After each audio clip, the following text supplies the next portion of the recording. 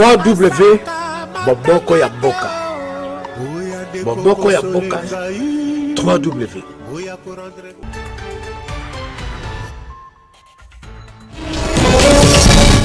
Identification et contrôle des agents et cadres de la police judiciaire et ceux du parquet.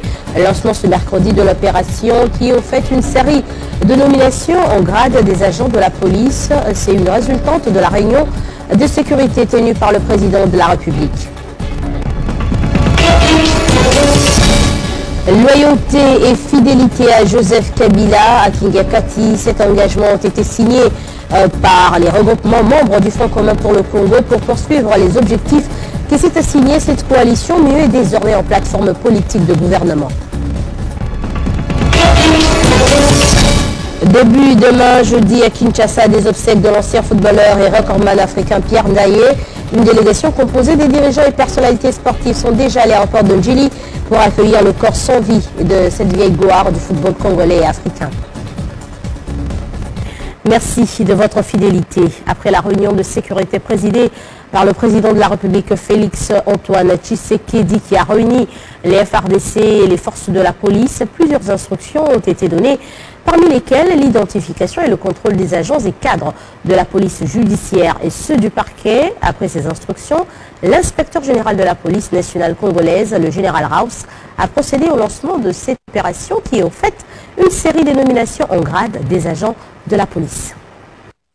Après avoir reçu les instructions du commandant suprême des forces armées de la police sur l'identification des agents et cadres de la police judiciaire et ceux du parquet, l'inspecteur général de la police nationale congolaise, général Raus, n'a pas tardé à passer à l'acte. Nous sommes dans la salle des réunions de l'inspection générale de la police où plusieurs cadres de la police se sont réunis autour de l'inspecteur général pour planifier les opérations qui ne diront que 4 jours à l'état-major, commandement de la coordination police judiciaire. Maintenant, on va passer à la nomination en grade équivalent dans la police nationale congolaise. Ainsi, l'inspecteur général de la police nationale congolaise revient sur l'instruction du chef de l'État qui martèle sur l'existence d'une seule police judiciaire en RDC. Pas les soucis du commandant suprême de ne pas écarter qui que ce soit. Il veut aussi tous les enfants, comme on dit, égarés, qui sont restés au parquet. Dans les 4 jours, j'aimerais les voir pour leur identification, pour qu'ils soient intégrés totalement dans la police nationale congolaise. Pour ce faire, il est demandé à tous les anciens cadres et agents de l'ex-police judiciaire de parquet de venir s'identifier à la coordination de la police judiciaire située sous l'avenue Kalemi dans la commune de Gombe, l'opération n'ayant que 4 jours. Partis et regroupements politiques, c'est une rencontre pour couper court à toutes les rumeurs qui pullulent depuis peu dans l'opinion. Le Front commun pour le Congo s'est réuni ce mercredi autour de son autorité morale, le président de la République honoraire Joseph Kabila Kingakati. Ils ont tous signé un acte d'engagement visant à poursuivre les objectifs que s'est assigné cette coalition muée désormais en plateforme politique de gouvernement. Comme à sa création il y a quelques mois, tous ont répondu présent pour la signature de cet acte d'engagement devant leur autorité morale, le président de la République honoraire, Joseph Kabila Kabange. Ramazani Chadari, Obaminaku, Modeste Bahati ou encore Justin Bitakwira, le Front des passionnés du Congo a affiché complet. Autrefois coalition électorale, le FCC s'est mu désormais en plateforme politique de gouvernement. Tous ces chefs de regroupement ont confirmé aujourd'hui que ces députés font partie bel et bien de la majorité parlementaire Front commun pour le Congo. Avec plus de 300 députés, le Front commun pour le Congo a peut-être perdu la présidentielle, mais il se classe sans appel en position de la plus grande force politique au pays. Nous savons où nous allons pour la mise en œuvre de notre projet de société porté par Joseph Kabila Kabange. Et nous devons nous organiser avec toutes les majorités qui sont nôtres au niveau de l'Assemblée nationale et au niveau de 25 provinces de la République. Et donc il fallait se retrouver réaffirmer notre loyauté. Ça a été fait de manière solennelle. La suite, c'est maintenant travailler d'arrache-pied avec chaque député membre du Front commun de la majorité. Une occasion surtout pour balayer une fois pour toutes, d'un sérieux revers de la main, toutes les rumeurs au sujet de sa stabilité après les dernières élections. Parce que beaucoup de spéculations ont été entendues, on m'a dit, on nous prêtait des intentions de franchir la frontière et d'aller de l'autre côté. Nous n'irons nulle part, nous sommes dans le FCC avec le président, notre autorité morale, Joseph Kabila Kabange, et nous entendons y demeurer pour qu'ensemble nous puissions mener les actions pour répondre un tant soit peu aux attentes de notre population. Nous avons toujours été fidèles, enfin alliés de Joseph Kabila. Nous avons une même vision à concrétiser. C'est dans ce cadre que nous sommes partenaires ici. Nous n'avons pas tout perdu, mais nous avons un axe très important qui nous permet d'avancer et peut-être aussi de rebondir dans l'avenir. Il s'agit en réalité d'une rentrée politique qui sera marquée par une série d'activités de haute portée. Une rencontre donc des cadres du Front commun pour le Congo. Vous le savez, cette plateforme qui soutient l'amour inconditionnel pour le Congo, quoi qu'il arrive. Ils ont réaffirmé leur loyauté à l'autorité morale du FCC, Joseph Kabila, et ont promis de travailler avec cette large majorité parlementaire de plus de 335 députés. Ça va. Bonjour. Réunion autour de Joseph Kabila à Kingakati. Les chefs de différents regroupements membres du Front commun pour le Congo s'engagent à demeurer unis et solidaires sous le leadership du Raïs. Le document comprend 7 engagements principaux décortiqués ici par Jean-David Kilono. Plusieurs chefs des regroupements politiques membres de la plateforme électorale Front commun pour le Congo ont signé ce mercredi à Kingakati un acte d'engagement unanime de demeurer soumis à la discipline du groupe. L'objectif est de parvenir à une coalition gouvernementale devant leur autorité morale, Joseph Kabila Kabange. Tous ces chefs des partis affirment avoir agi en âme et conscience pour apposer leurs signatures respectives sur le document qui comporte 7 principaux engagements. Entre autres, ils réaffirment leur fidélité et loyauté à Joseph Kabila Kabange, autorité morale du Front. Ils s'engagent à demeurer unis et solidaires sous le leadership de l'autorité morale. Ils se déclarent membres de la majorité parlementaire FCC, tant au sein de l'Assemblée nationale que les assemblées provinciales, les députés nationaux et provinciaux élus sous la bannière des regroupements politiques. Ils déclarent membres de la majorité parlementaire FCC, tant au sein de l'Assemblée nationale que les assemblées provinciales, les députés nationaux et provinciaux élus sous la bannière des regroupements politiques membres du Front. Ils conviennent d'instituer le mécanisme de coordination et d'unité d'action entre le groupe parlementaire du FCC dans toutes les assemblées où le nombre des élus et les exigences d'efficacité politique leur imposent d'en avoir plusieurs. Ils ont décidé de se muer de coalition électorale en plateforme de gouvernement. Ils ont convenu de s'organiser en conséquence en dotant le front des organes requis pour un fonctionnement efficace compatible avec sa nouvelle vocation de coalition de gouvernement. Enfin, ils se sont engagés à s'abstenir de toute initiative susceptible de nuire à l'unité d'action des membres du front, singulièrement ses élus à tous les niveaux, et à respecter en toutes les circonstances les décisions des organes du Front. Après avoir opté pour la présidence provisoire du bureau de l'Assemblée provinciale, le doyen de la 3e législature, Gabriel Kyungwa-Kumwanza, était reçu par le gouverneur de la province du Haut-Katanga, Célestin Pandé. Au menu de leur discussion, l'évaluation des défis à relever dans cette province, l'approbation des règlements intérieurs de cette institution et les perspectives de la mise en place d'un bureau définitif. Gabriel Kyungwa invite les ressortissants de cette province à travailler main dans la main pour répondre aux vœux de tous les Katangais. On l'écoute.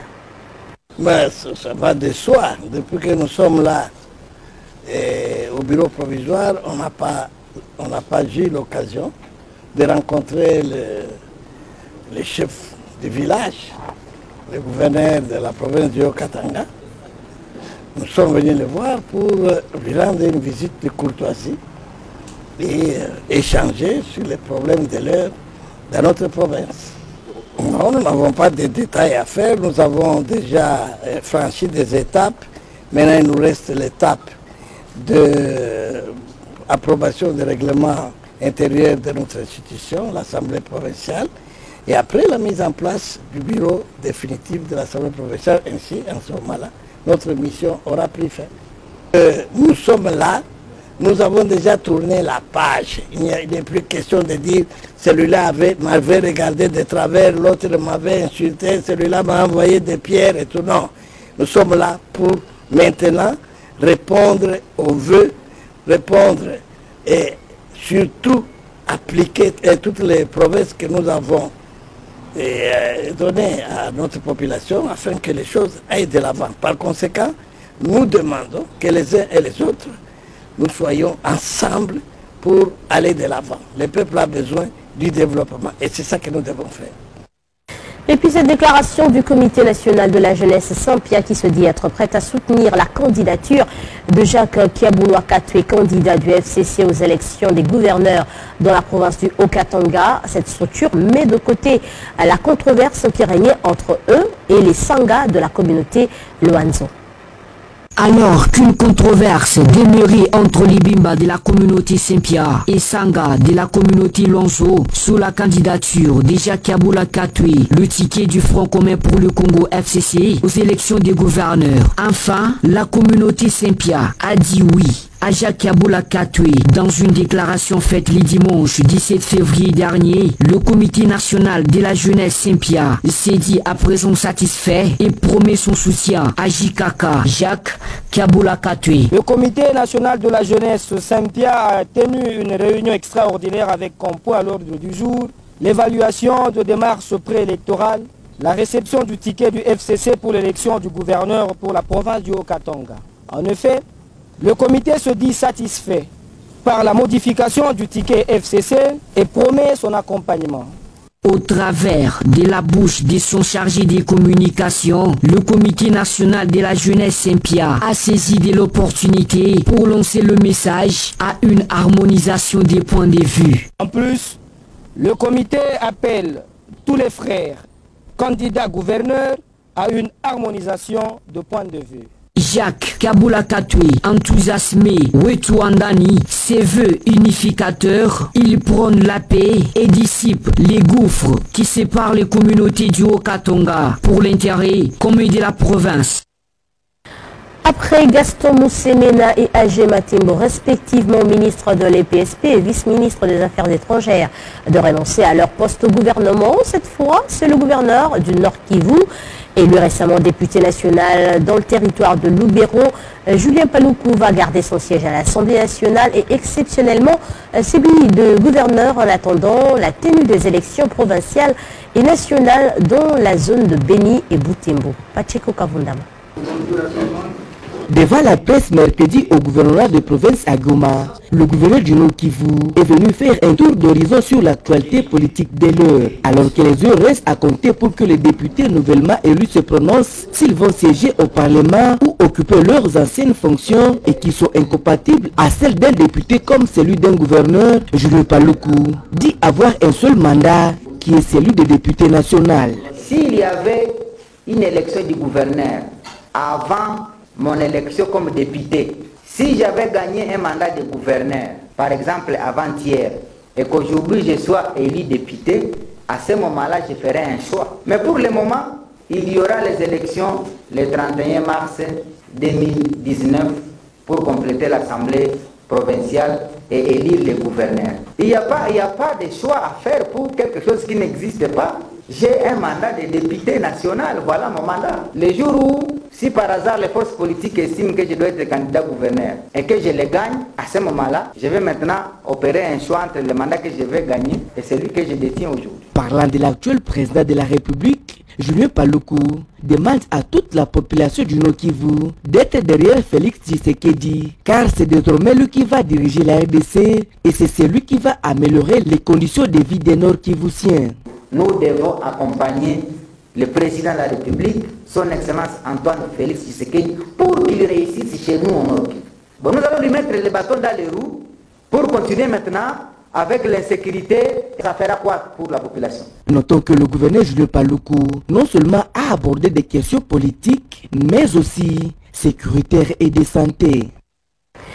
Il n'y a pas de tournement de fonds destiné à l'assistance humanitaire de la population sinistrée du village de Kampene dans le Maniema. Le gouvernement de la République, par le truchement du gouvernement provincial, a acheminé des tôles et clous pour soulager la population sans abri suite aux vents violents qui ont secoué le village. Le ministre provincial des actions humanitaires du Maniema et représentant personnel du gouverneur a remis ce don de manière symbolique à l'administrateur du territoire de Pangui qui à son tour a remercié le chef de l'État pour ce geste de cœur.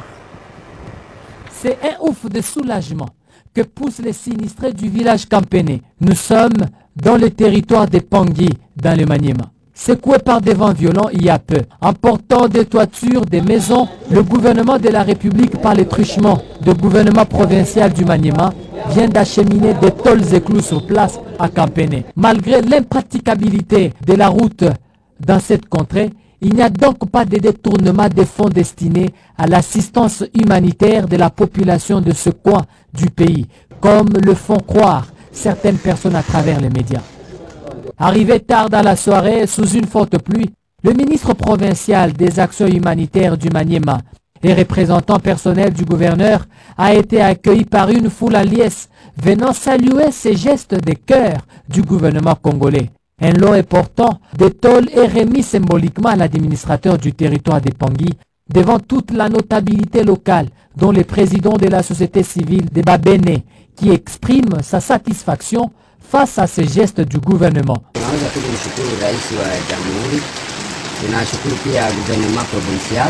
Satisfait également de l'administrateur du territoire de Pangui. Je remercie d'abord le président de la République, le premier président qui était avec nous, Joseph Kabila Kabange. Aujourd'hui, je remercie aussi Etienne Tshisekedi de Omulumba, c'est son père. L'enfant nous a aidés pour que ça passe bien. Et nous remercions encore le gouvernement provincial de venir à s'enlever à nous, parce que ça a été envoyé par le ministre provincial, essayer de comprendre les soucis, les problèmes que nous avons ici chez nous, sur la calamité qui s'est passée ici. Le ministre Omana Batika Pascal a, au nom du gouverneur du Maniema, remercié le président de la République Félix-Antoine Tshisekedi Tshilombo pour cette assistance humanitaire visant à soulager les nombreuses familles se trouvant sans abri. Dans l'actualité également, le mémorandum anonyme des agents de la GECAMIN sur la toile accusant le conseil d'administration de gestion est tout simplement un tract de manipulateurs, des détracteurs au service des réseaux bien connus. C'est en tout cas ce qu'on peut retenir de la vive réaction de l'intersyndicale de cette entreprise de mines face à la presse. D'entrée de jeu, l'intersyndicale de la GECAMIN, par la bouche de son président, traduit l'étonnement des salariés face à ce qu'il qualifie d'acharnement intentionnel sur la générale des mines et des carrières, caractérisée d'ailleurs, selon lui, par un climat de paix depuis 3 ans. Nous, salariés GECAMIN, sommes étonnés de constater cet acharnement intentionnel sur la GECAMIN où règne la paix sociale. Je souligne bien où règne la paix sociale depuis bientôt 3 ans, autour d'un tract malhonnêtement et prétendument imputé aux agents GECAMIN. Une occasion pour l'intersyndicale de revenir sur le difficile héritage des actuels dirigeants de cette entreprise dont il a énuméré les réalisations sur le plan social et celui de la production. En 2010, la société n'avait plus que 400 000 tonnes de réserves minières, mais suite aux négociations menées notamment par le président du conseil d'administration, la société a récupéré 2 millions de tonnes de cuivre à KCC. En 2010, lorsque le comité est arrivé, elle a trouvé sur place, les agents avaient 45 mois d'arriérés de salaire. Et à date, nous n'avons pas d'arriérés de salaire. Le numéro 1 de l'intersyndicale de la GECAMIN croit dur comme fer que ce tract relève d'une distraction afin de créer une certaine méfiance entre les conseils d'administration de de l'entreprise et le nouveau président de la République, Félix Tshisekedi, à qui il sollicite l'accompagnement bienveillant de la transformation de l'entreprise lancée par l'actuel comité de gestion. On va terminer par l'organisation des obsèques de celui qu'on appelait affectueusement Mutumbula. Merci Ndaye 9, ce sont les inscriptions que l'on peut lire sur les banderoles et t-shirts confectionnés pour les obsèques d'un homme qui pendant 45 ans a tenu l'Afrique sous sa domination, à Pierre Ndaye Moulamba, dont la depuis arrive à Kinshasa ce mercredi, un champion d'Afrique en 1974, recordman de la CAN. Depuis a été exposé hier mardi dans une chapelle de Johannesburg à Kinshasa. Ses coéquipiers de la CAN et du Mondial 74 l'attendent pour lui rendre les derniers hommages. Revenons sur le titre d'actualité.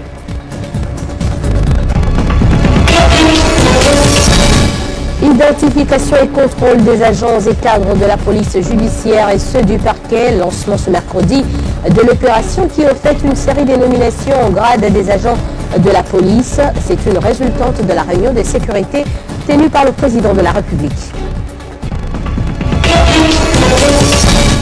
Loyauté et fidélité à Joseph Kabila à Kingatati ce mercredi. Cet engagement ont été signés par les regroupements membres du Front commun pour le Congo pour poursuivre les objectifs que s'est assigné cette coalition muée désormais en plateforme politique de gouvernement. Début ce jeudi à Kinshasa des obsèques de l'ancien footballeur et recordman africain Pierre Ndaye. Une délégation composée de dirigeants et personnalités sportives sont déjà allés en port de Njili pour accueillir le corps sans vie de cette vieille gloire du football congolais et africain. Merci de votre attention soutenue. S'informer, c'est sur votre chaîne Télé 50.